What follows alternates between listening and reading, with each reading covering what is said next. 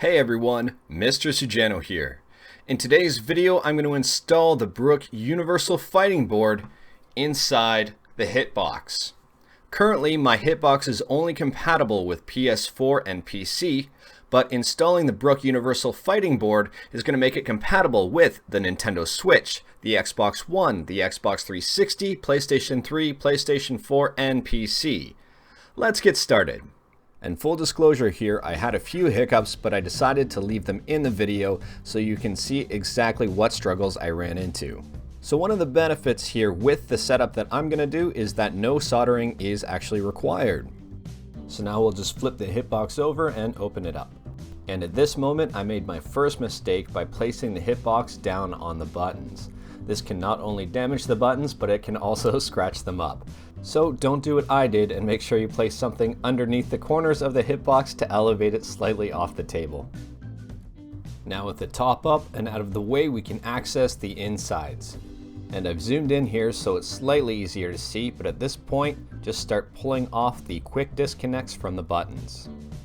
And sometimes these wires can be stubborn. Just be very careful and very patient, and eventually you will get them off. So here's a great example of a wire that just doesn't want to come off. This one's really stubborn and I'm trying not to break the prongs that are on the button. So I'm just using a bit of extra force in order to get the wire off. And by extra force, I mean a whole crap ton of force. So this is the button that was causing me issue. It's a little weird because it looks like there's rust on there, which doesn't really make any sense to me whatsoever. So after that happened, the rest of these buttons seem like they're smooth sailing, so I'm going to go ahead and speed up the video. So after all the wires are disconnected, I can now just unscrew the PCB from the HitBox itself. Now that everything is disconnected, I'm going to lift out the wiring and PCB and set it aside. What you plan on doing with the PCB and wiring when it's all out is up to you. For me, I'm probably either going to sell it or keep it for a later project. Here's a quick peek at the Brook Universal Fighting Board that I'm going to be using. It does have the screw terminals on it, which is that blue bar there you see on the side. Now it's pretty easy to plug in these wires. You just plug it in the screw terminal. You use a Phillips screwdriver to tighten each individual terminal down. It's like a little clamp that clamps onto the wire and holds it in place. And each screw terminal is conveniently labeled with what button it corresponds to. So these are the wires that I will be using. The black wire is the ground wire, and the red wire registers action for each individual button. Since I'm running with Sanwa buttons, I have to use the 0.110 quick disconnect wire, and I'll leave a link to that in the description. As you can see, these wires are ridiculously long, so I will have to do some cutting. The wires themselves go on very easily to each terminal. I don't recommend cutting them right away because I don't know exactly where the PCB is going to sit, so I will probably do that after. You can see here, if I don't cut the wire, it's going to be all over the place. So more than likely what I'll do is I'll just measure it once the computer board is in place, and then I'll just do a snip so it is a little cleaner. And you can see at this point too that I'm connecting one red wire to one button. So each button will get its own red wire. And the red wire that I'm using is to register the action. So it's the input from the button to the computer board itself. The other terminal on each button will be used for the ground wire. So now you can see me connecting this black wire to the final few buttons. This black wire is connected to every single button, and it is the ground wire. The type of wire I'm using is referred to as a daisy chain. So it hops from one button terminal to another button terminal, all one connection. All of those connections will go right through to the ground terminal on the computer board. So this daisy chain that I ordered can connect up to 30 buttons. So since I don't have 30 buttons, I can cut this daisy chain wire really wherever and then use that end of the wire to plug right into the terminal. But before I start cutting the wire to size, I have to figure out where exactly I'm going to place this computer board. So the issue that I'm running into right now is that the holes in the Brook Fighting Board do not line up to those little supports that were holding the previous computer board in place. Now if I do mount this on an angle here, I'm going to run into a bit of a problem because the top right and the bottom left are unsupported. So I'm going to have to get a little creative and figure something out. I found two different types of washers in my toolbox. The first one I think is going to be too big here because it's touching the solder points, which will probably short out the board, but the second one looks like it's going to work. So by screwing these washers onto each post here, it should increase the surface area enough so that the board can rest on the two posts that it's not screwed into. So I can see that all sides are at least somewhat supported here. I know it's not the best solution, but it's good enough for me. Now that the board is mounted, I can measure my wire, cut my wire, strip the tip of the wire, insert the wire into the specific terminal, and screw down the terminal. So in terms of measuring the wire, I usually just eyeball it. I don't mind leaving a little bit of slack, that way if I have to move the board or move around the wires, it's not going to pull too much anywhere. I also eyeball how much of the tip of the wire to strip.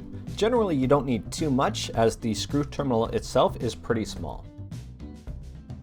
Just a tip here, double check the wire, which button it is attached to, so you know which terminal to put it in. So this is the easy part. Once it's in the proper terminal, you just tighten it up. Don't have to over tighten it, but just make sure it's snug. I have all the directional buttons completed at this point, so left, down, right, and up, and this is just purely personal preference.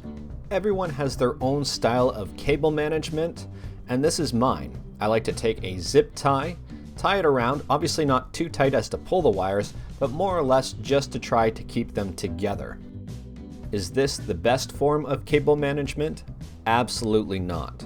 Is it the prettiest form of cable management? Absolutely not.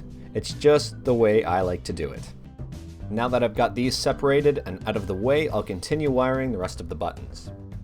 And if you haven't noticed, the button on the top left of this fight stick does not have any wires attached, and that's because there isn't a specific button for it on the Universal Fighting Board. So that button was originally for the PS4 Touchpad, and if I wanted to make it again for the PS4 Touchpad, I would have to do some additional wiring, which I don't feel like doing.